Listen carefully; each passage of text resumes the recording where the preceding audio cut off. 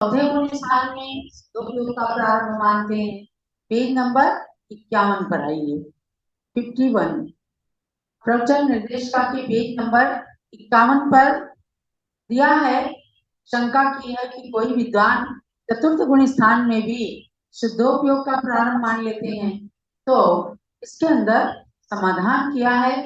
देखो, जो पहले की पंक्तियां पढ़ी गई जिसमें तरतमता से तारतम्य शब्द कहा है, उससे साफ झलक जाता है कि सातवें गुण स्थान से प्रारंभ होकर 12वें गुण स्थान तक आगे आगे शुद्ध होते हुए अंत में शुद्धोपयोग की पराकाष्ठा हो जाती है। अर्थात शुद्धोपयोग का प्रारंभ सातवें गुण स्थान से ही होता है। उसके पहले छठे गुण स्थान में भी शुद्धोपयोग नहीं बताया, शुभोपयोग की चरम सीमा बताई, लेकिन शुद्धोपयोग नहीं कहा। तो हमने कल आपको विष, दूध और अमृत का उदाहरण देते हुए कहा था कि वर्तमान में अमृत की प्राप्ति अर्थात शुद्धोपयोग की प्राप्ति इसलिए नहीं हो सकती कि उत्तम संहनन नहीं है। तो शुभोपयोग के अंदर भी हम रह जाएं तो बहुत बड़ी बात है, क्योंकि शुद्धोपयोग होते हुए हम शुद्धोपयोग की भावना भाएंगे और शुद्धोपयोग का श्रद्धान करेंगे। जिन्होंने शुद्धोपयोग प्राप्त कर लिया, ऐसे चतुर्कालीन महामुनि राजों के चरणों में नमन करेंगे। और जो वर्तमान में भी विदेश क्षेत्र के अंदर आज भी श्रेणी में चढ़ रहे मुनिराज शुद्धोपयोग को प्राप्त कर रहे हैं, उन्हें भी हम अपने भरत क्षेत्र के आर्यखंड की अयोध्या नगरी से बारंबार नमन करते हैं।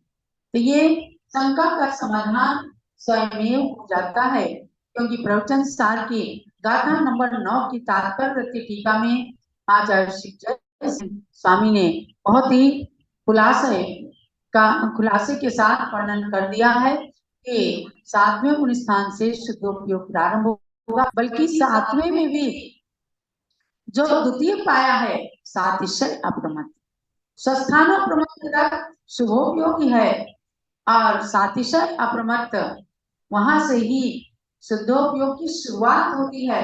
और 12वें गुण स्थान में पराकाष्ठा माने 12वें गुण स्थान में इतना सुंदर शुद्धोपयोग हो जाता है कि वहां हाथिया कर्मों का एक अंतर मुहूर्त में महामुनिराज क्षय कर देते हैं और वे 13वें गुण स्थान में अरिहंत अवस्था को प्राप्त कर लेते हैं।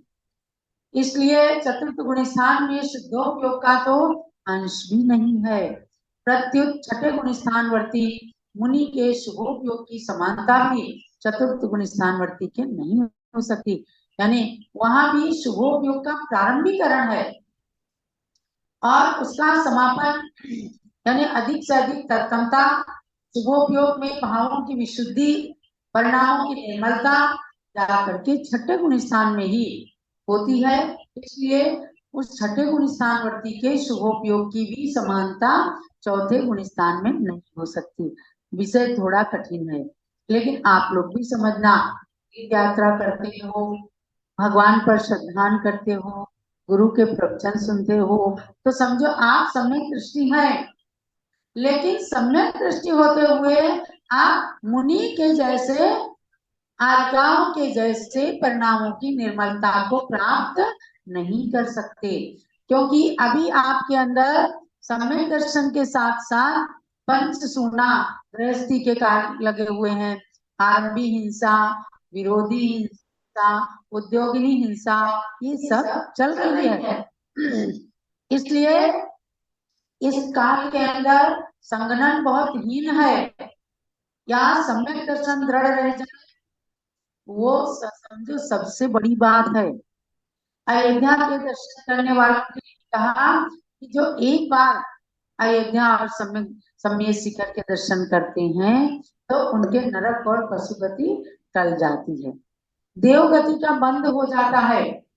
तो ऐसा भी करना अपने लिए बड़े भारी पुण्य की, सौभाग्य की बात है।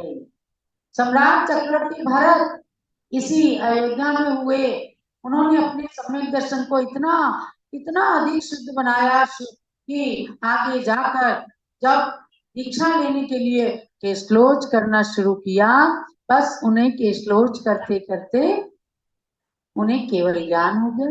समझे क्या? ऐसे परिणामों को शुद्ध बना सके तो बनाए। यहाँ पर जो लोग गुमराह करते हैं उनके लिए बताया कि कुछ लोग कह देते हैं अरे तीर्थ यात्रा बेकार है, साधुओं को आहार देना देखना क्या करना ये सब हेय है। ऐसे निश्चयाभासी एकांत पक्ष के लोगों के बात के लिए बात कही गई है कि आप गुमराह नहीं होना।